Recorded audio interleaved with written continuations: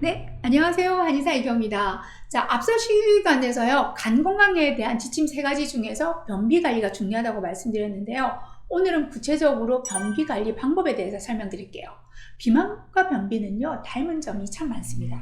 우선, 잘못 먹어서 온 병이라는 점, 즉 원인이 같죠. 해결하는 방법에 있어서도 비슷한 실수를 하시는 경우가 많아요. 비만을 해결하기 위해 근본 원인을 찾기보다는 굶거나 식욕 억제제에 기대서 잘못된 반복에 쳇바퀴에 빠지는 경우들이 흔하듯이 변비 역시 원인은 뒤로 미루고요. 보통 어떻게 할까요? 원인 해결보다는 변비약이나 그리고 자극성 하제에 매달리게 됩니다. 자, 여기서 여러분이 드시는 변비약에 대해서 좀 알아봐야 될 것 같아요. 변비약은 크게 3가지로 나눌 수 있는데요. 팽창성 하제, 삼투성 하제, 그리고 자극성 하제로 나눌 수 있습니다. 자, 첫 번째 팽창성 하제는요, 흔히 이제 식이섬유로 구성되어 있는데 말 그대로 대변의 부피를 팽창시키고 변을 부드럽게 만들어서 우리가 변이를 느끼게 만들고 장을 자극하도록 만드는 약제입니다.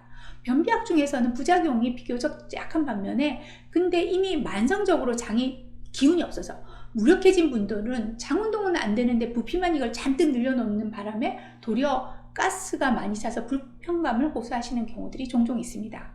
자, 아라펜 같은 약이 여기에 속합니다. 자, 두 번째 주자인 삼투성 하제는요, 대장으로 수분을 끌어들여서 딱딱해진 대변의 부피를 늘리는 변비약입니다.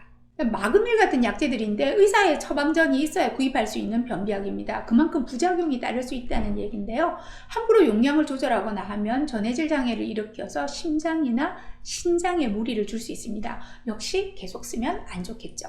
자, 3번째 주자는요, 가장 강력한 변비약인 자극성 하제입니다. 이름부터 자극적이죠. 자, 말 그대로 대장을 때려서 움직이도록 하는 약인데요. 비코탱, 둘코탱 같은 약제들입니다. 얘네들을 계속 쓰면 어떻게 될까요? 자, 애가 말을 안 들어요. 원인을 찾아서 근본 원인을 해결을 해줘야 되는데, 그런데 아빠가 이유 불문하고 그냥 때려보기 시작합니다. 자, 처음에는 무서워서 좀 말을 듣는 것 같아요. 겁먹겠죠? 그런데 애가 비뚤어진 원인은 해결되지 않고 힘으로만 눌러보다 보니 결과는 아름다울까요? 그럴 거라고 하시는 분들, 애 안 키워본 분들 같으세요. 자, 그렇게 하시면 아이가 비뚤어져서 집을 나가버리거나 아니면 무기력해져서 뻗어버립니다. 자, 더 이상 대화가 통하지 않겠죠. 여러분의 장도 마찬가지인데요. 자극성 하제를 습관적으로 너무 오래 쓰시면 장이 뻗어버려요. 점차 무기력해져서 한 알에 반응하다가 그게 2알이 되고 나중에 제 환자분 중에서는 20알이 넘게 먹어야 배변을 하는 분들도 있었어요. 자, 자꾸자꾸 약의 개수를 늘려가면서도 잔변감은 심해지고 가스는 차게 됩니다. 습관적으로 먹는 변비약은 대장을 망가뜨리는 지름길입니다. 여기에는 여러분이 괜찮다고 쉽게 안심하시는 생약제들, 그러니까 한약제 중에서도 대왕 같은 것들, 그리고 알로에 모두 자극성 하제에 포함됩니다. 이런 약제들은요, 성질이 차서 많이 쓰게 되면 장을 호환하게 만들고 근육의 기능을 저하시키게 돼요. 자, 매를 버리고 사랑으로 여러분의 장을 믿고 스스로 움직이도록 격려해줘야 합니다. 자, 여기서 대장을 살리는 사랑의 방법 3가지 알려드리도록 하겠습니다. 자, 첫 번째는 대변의 재료를 많이 넣어줘라입니다. 자, 변비가 생기는 가장 초기의 이유는요, 대부분 대변의 재료가 부족하기 때문이에요. 자, 대변이 충분히 만들어져야 대장을 자극하고 대장의 그 연동 운동을 촉진시키게 되는데요. 대변의 재료가 부족한 기전은 대부분 이제 보면은 2가지일 거예요. 첫 번째는 다이어트 등으로 안 먹는 경우죠. 대변의 재료가 당연히 모자르겠죠. 2번째는 먹기는 먹는데요, 또 많이 먹기도 하는데요, 대변의 재료, 그러니까 똥을 만드는 음식을 안 챙겨 드시는 거예요.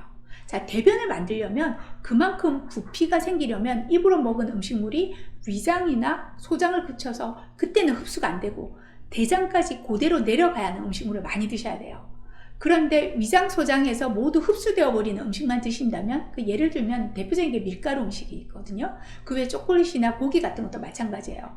자, 반대로 대변의 재료가 되는 음식, 즉 대장까지 소화되지 않고 가는 영양소의 대표 주자가 바로 식이섬유예요.